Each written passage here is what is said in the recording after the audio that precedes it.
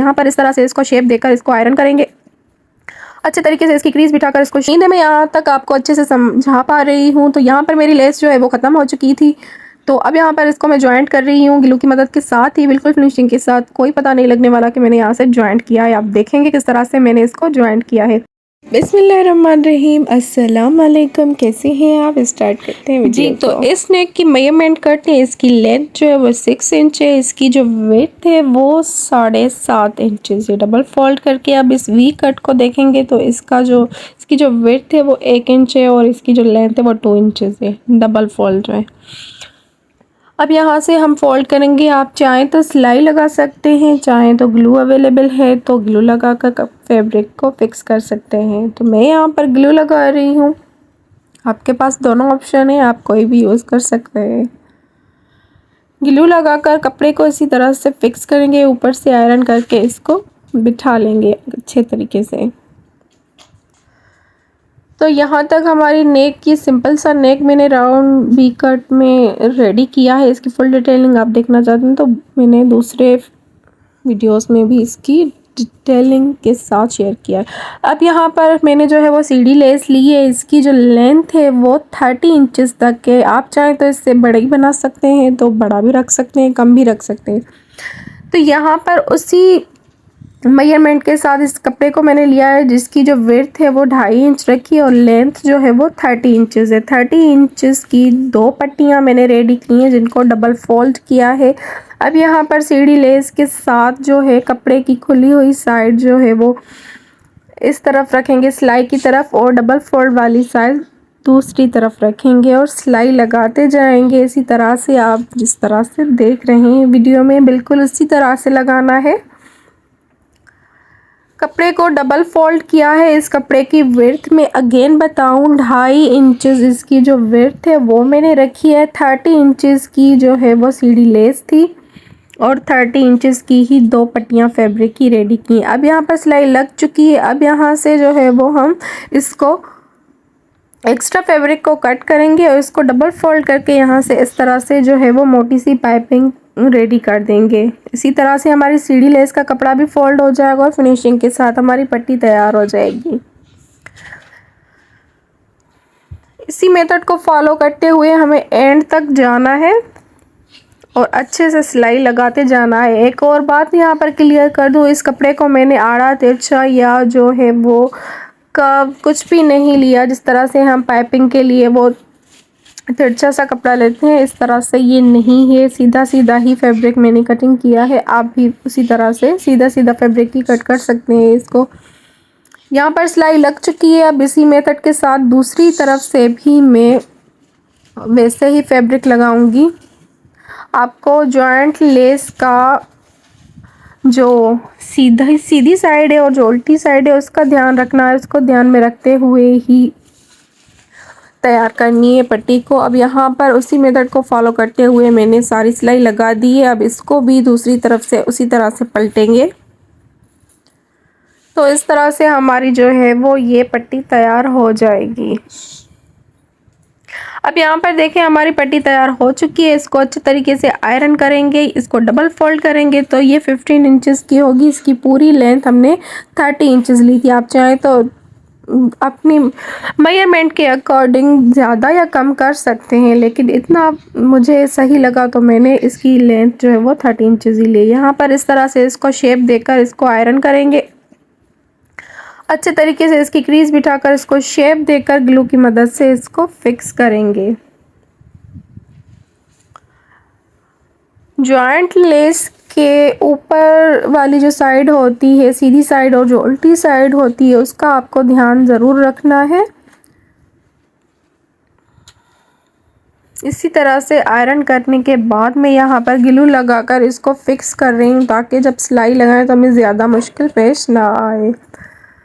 तो यहाँ पर अब इसके ऊपर जो है वो हम लगाएंगे जो बारीक वाली लेस है, शटल लेस, उसको लगाएंगे ताकि ग्लू की मदद से यहाँ से मैं लगा रही हूँ। आप चाहें तो सिलाई भी कर सकते हैं अगर आपके पास अवेलेबल नहीं है ग्लू तो, लेकिन यहाँ पर ज़्यादा फिनिशिंग के साथ जो है वो ग्लू बेस्ट रहेगा। इससे ज़्यादा सिलाइयाँ नहीं आएगी। एक ही सिलाई के साथ हमारा पूरा नेक रेडी हो जाएगा। तो उम्मीद है मैं यहाँ तक आपको अच्छे से समझा पा रही हूँ। तो यहाँ पर मेरी लेस जो है वो ख़त्म हो चुकी थी। तो अब यहाँ पर इसको मैं जॉइंट कर रही हूँ ग्लू की मदद के साथ ही, बिल्कुल फिनिशिंग के साथ। कोई पता नहीं लगने वाला कि मैंने यहाँ से जॉइंट किया है। आप देखेंगे किस तरह से मैंने इसको जॉइंट किया है। फ्लावर जहाँ पर एंड कर रहा है तो दूसरा फ्लावर स्टार्ट होने से ही मैंने जो है लेस को जॉइंट किया है। तो यहाँ पे बिल्कुल भी वो फील नहीं होगा। आपके सामने ही मैंने रेडी किया है, देखें किस तरह से बिल्कुल भी फील नहीं हो रहा है। और पट्टी भी हमारी फिनिशिंग के साथ रेडी हो चुकी है। अब यहाँ पर मैंने ट्रायंगल्स रेडी किए हैं। इसकी जो विड्थ है वो है 3.5 इंचज़ और इसकी लेंथ भी 3.5 इंचज़ है। तो इनको फोल्ड करके प्रेस करके मैंने ट्रायंगल्स रेडी कर दिए हैं। अब यहाँ पर आते हैं शर्ट की तरफ। शर्ट की कटिंग पहले से ही हो चुकी है। तो शर्ट का सेंटर करेंगे, सेंटर का निशान लगाएंगे और ग्लू की मदद से ये तैयार नेक हमारा इस पर फिक्स करेंगे, ताकि जब हम सिलाई लगाएं तो हमारा नेक इधर से उधर ना हो। अब यहाँ से सीधी सिलाई लेकर आएंगे और सिर्फ वी कट को हम सिलाई लगाएंगे। जस्ट सेंटर में जो वी कट हमने दिया है हम सिर्फ उसकी सिलाई करेंगे, पूरे नेक की राउंड में सिलाई नहीं लगाएंगे। ये बात आपको ध्यान में रखनी है कि पूरे नेक की सिलाई नहीं करनी, जस्ट वी नेक जो कट हमारा है उसी को सिलाई करना है, ताकि ये हमारा फिक्स हो जाए। अब यहाँ से सेंटर से जितनी भी आपको लेंथ रखनी है, सेंटर का निशान लगाते हुए लेंथ को फिक्स करके यहाँ पर अब जो है वो हम इसको ग्लू की मदद से इसको फिक्स करेंगे पट्टियों को, ताकि सिलाई लगाते वक्त ये बिल्कुल भी हिले ना और प्रॉपर शेप आए अच्छे से फिनिशिंग के साथ। अच्छे से इसके को बिठा लेना है, इसके सेंटर को, पट्टियों को फैब्रिक पर शर्ट के। तो यहाँ से जहाँ से हमने इसको सिलाई लगाई थी उससे मैं ये दूसरे ग्लू के साथ फिक्स कर रही हूँ, ताकि बिल्कुल भी जो है वो हिले ना सिलाई लगाते वक्त, शेप ख़राब ना आए और बिल्कुल ग्लू के साथ लॉक हो जाए।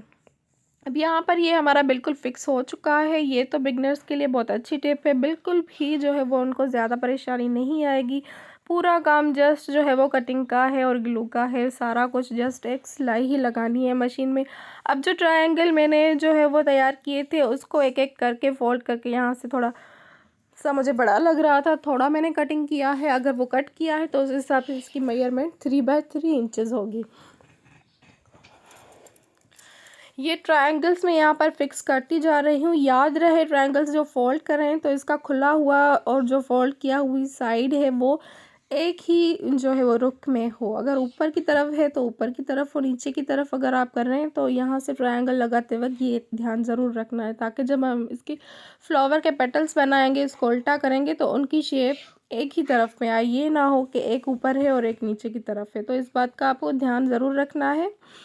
अब यहाँ पर भी मैंने ग्लू लगाकर ट्रायंगल्स को भी फिक्स कर दिया है। जस्ट अब सिलाई मशीन में जो है हमें एक सिलाई ही लगानी है, नॉर्मल सी जो हम लगाते हैं नेक को फिक्स करके। जस्ट बस राउंड नेक में ये एक सिलाई ही लगानी है, बाकी का सारा काम हमारा हो चुका है।